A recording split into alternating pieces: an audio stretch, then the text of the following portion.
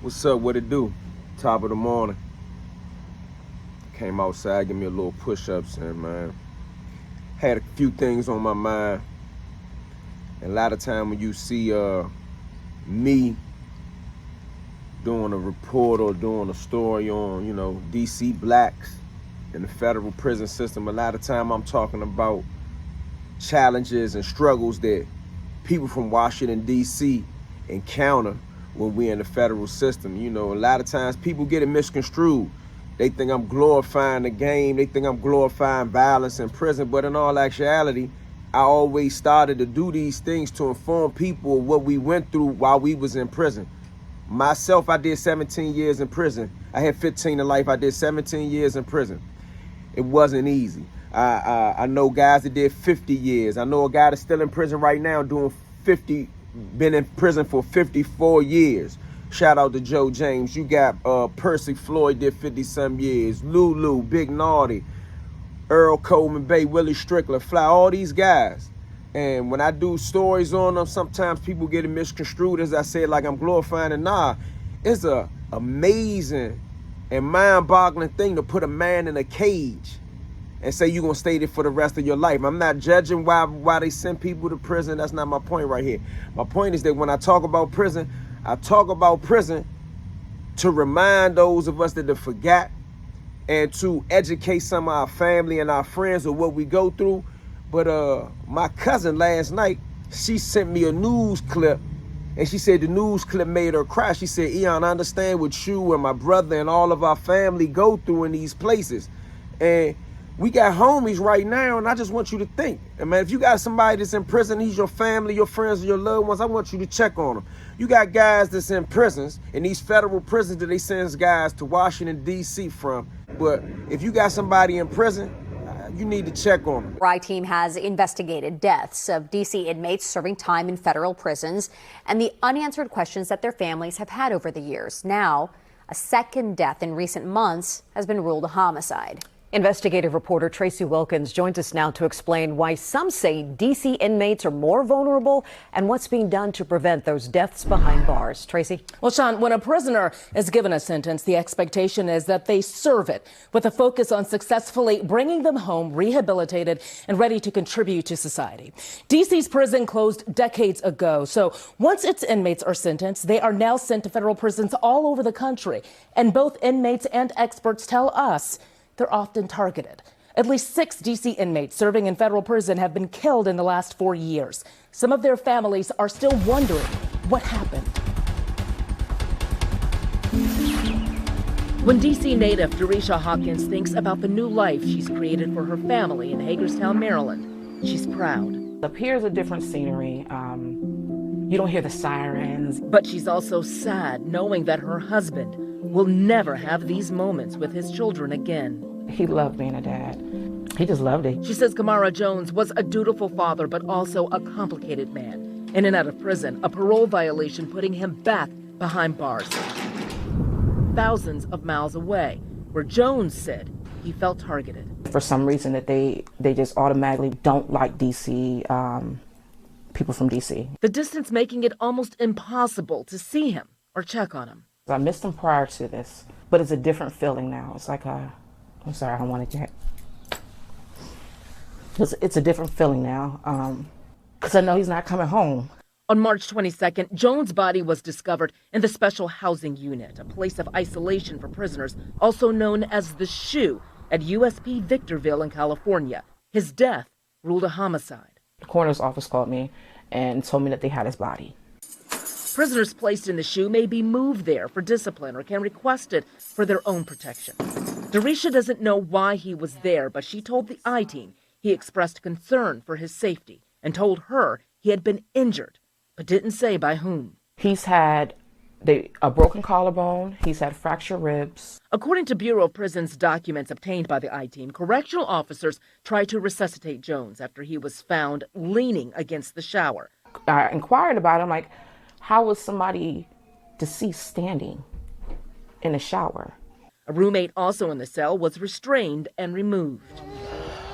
5 months before Jones' death, Robert Jeter, another D.C. inmate, also serving time at Victorville, died after being found unresponsive inside the shoe. He had hopes. He wanted to live his life.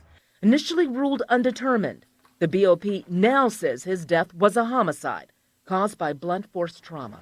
So severely that his brain had swollen and hemorrhaged. New prison records obtained by the I-Team show Jeter was also in the shoe, found in the shower. So many DC prisoners, they have a level of insecurity and instability that other state prisoners don't have. Brenda V. Smith is a professor of law at the American University Washington College of Law and has studied and advocated for DC inmates for more than 20 years. They're going to a place where nobody knows them, nobody has heard about them, and all they've heard is about this DC population that's coming to them that is entitled, that is violent.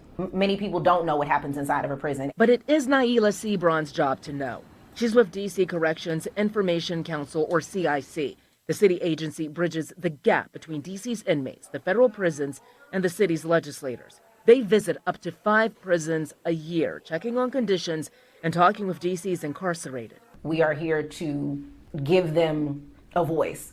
And they make recommendations based on what they find to the BOP and district officials.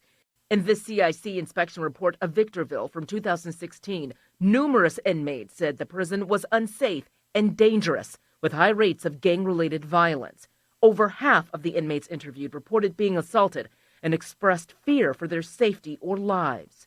DC inmates also complained that they were sent to the SHU more than others and were called troublemakers. The people who have authority and get these reports, what are they doing with them? I mean, I would hope that they're reading them and taking in the information. Change comes from legislation, and until there's specific legislation enacted, you know, we just keep churning out reports. CIC does not have the power to enforce its recommendations, and it's only notified of an inmate's death in federal custody when the BOP issues a press release. If you all don't know which prisoners are dying or where they're located or how many deaths are happening, doesn't that somehow hinder the oversight work? I think that that's where the families come into play, right? So if they contact us and they let us know what happened, then we can contact the powers that be at the BOP and inquire within. The Bureau of Prisons told the I-Team that due to privacy, safety, and security reasons, it couldn't comment on the conditions or any potential investigations involving inmates. You know, you want to have answers why he was there in the first place. Why was he that far in the first place? And let alone why he's not coming home at all. We asked the BOP about those concerns raised by DC inmates in that 2016 inspection report. The agency said, "We make every effort to ensure the physical safety and health of the individuals confined to our facilities through a controlled environment that is secure and humane." There was another CIC inspection that happened at Victorville in 2021. There were less complaints about violence among inmates in that report, but a quarter of the DC inmates there were housed in the SHU at the time. The San Bernardino Sheriff's Office tells us the FBI is investigating Jones and Jeter's homicides. Wow. Back to you all.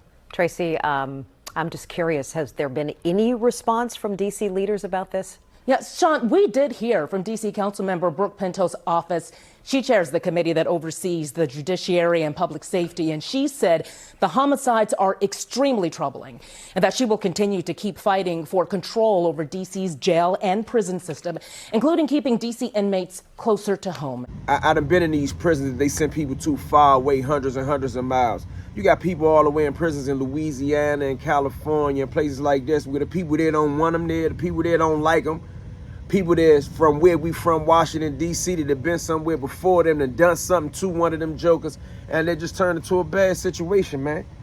So, man, for the young brothers that's out here that's stepping, I mean, just know they going to send you somewhere where you're going to be outgunned and you outnumbered and you by yourself, and you're going to have to really, really be in a hell of a situation. So I'm not telling you to be scared straight, but I'm just telling you to pay attention to what's going on. They sending us to places where they know people there want to do something to us, so we coming off the bus in a hostile situation. Free the real, man.